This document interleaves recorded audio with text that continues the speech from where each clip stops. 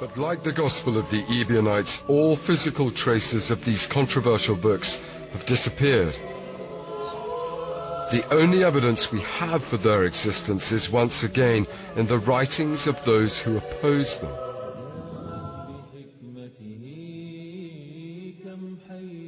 A measure of Marcion's significance is that whilst the 8 times in 3 books, Marcion's writings are the subject of great tomes. His ideas were so radical that one early church father, Tertullian, devoted 5 volumes to attacking Marcion and his ideas. So what was it about his beliefs that caused such consternation?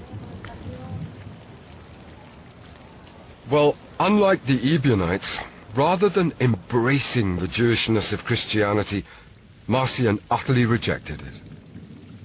And it was the radical form that this rejection took which caused such a storm.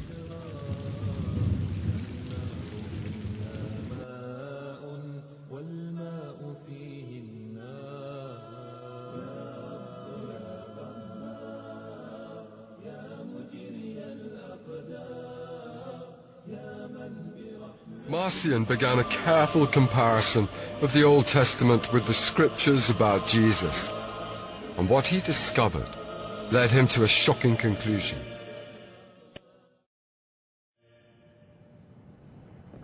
He came to believe that the gospel brought by Jesus was the good news of deliverance, involving love, forgiveness, and redemption. And by way of contrast, that the Jewish law was the bad news which had made the gospel necessary in the first place. And he saw that this Jewish law involved strict commandments, judgment, and death. The law was given to the Jews. The gospel of life was given by Christ. But once Marcion became committed to this idea, he found himself facing a profound philosophical problem.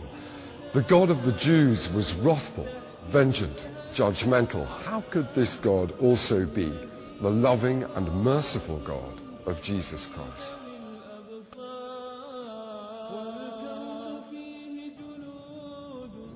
His answer was so controversial that ultimately he would be banished from Rome for even suggesting it. In a stroke of brilliance, Marcion decided the only explanation could be that there were 2 gods. And after he decided this, everything else fell naturally into place. The God of the Old Testament was the creator of Genesis, who'd called the Jews to be his people and given them his law. This God also insisted that his people should be penalized should they fail to keep that law. And since everyone transgressed in some way, they would all be punished. He wasn't an evil deity, but he was scrupulously just. Marcion then concluded that the God of Jesus came into the world in order to save people from this vengeful God of the Jews.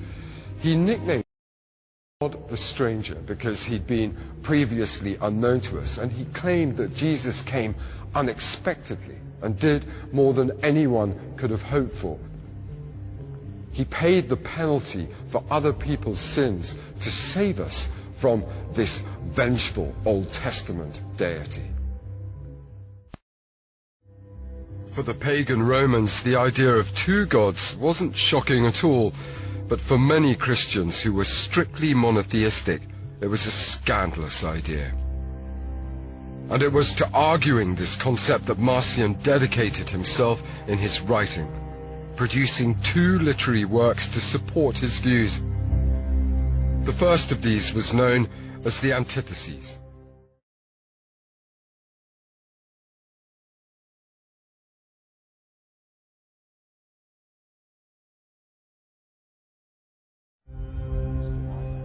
I went to meet Dr. Bernard Green, who studied it. Bernard, please tell us about the Antitheses. It's effectively a biblical commentary. And what he does is he takes you through the texts about Jesus and contrasts them step by step with the Old Testament. Are there any examples of this? A good example might be where Jesus heals a leper. He reaches out and touches the leper and heals him. And at once Marcion contrasts this act of love with what it says in the book of Leviticus, that a leper is unclean and must never be touched. But it was Marcion's second literary masterpiece that was to give rise to real consternation. It was a new edition of other books. What he'd done was that he'd put together a canon of scripture, a collection of books that he felt were sacred and authoritative literature. It was the first time in Christian history that anyone had assembled a closed canon of scripture. Long before the New Testament was even dreamt of.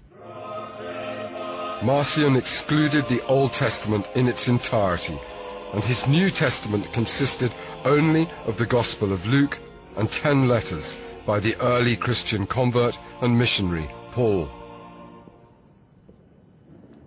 Why those texts in particular?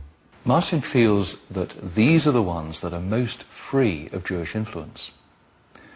For example, it's in Luke's Gospel that Jesus comes across perhaps most clearly as preaching a message of forgiveness and love, reaching out to the outcast.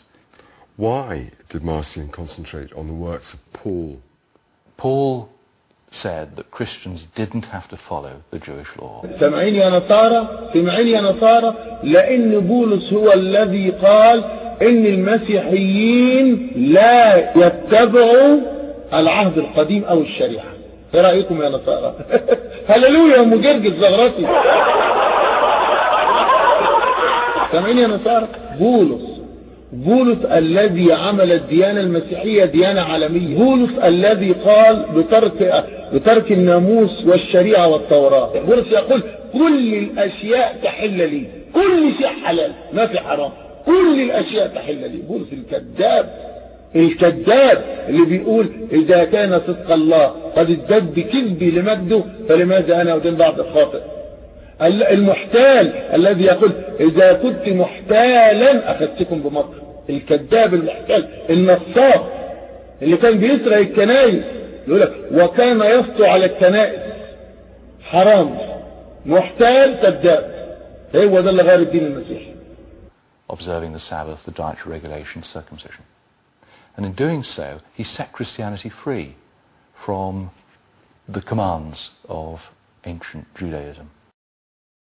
Marcion, reading Paul, believed that this was the key to what Christianity was truly about. Was Marcion not right?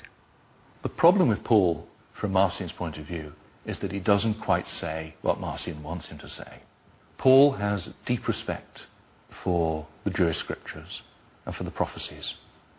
But all of this is edited out by Marcion in order to make Paul's message more shrill, more anti-Jewish. Can you not have a Christianity that is completely distant from the Old Testament? Oh, Marcion was putting his finger on a very tense problem for Christianity. Because, of course, in all sorts of ways, Jesus himself was disagreeing with aspects of Jewish law. الكلام ده كلام مين يا اخوة الكرام؟ ده كلام المسيحيين ما كلام المسيح.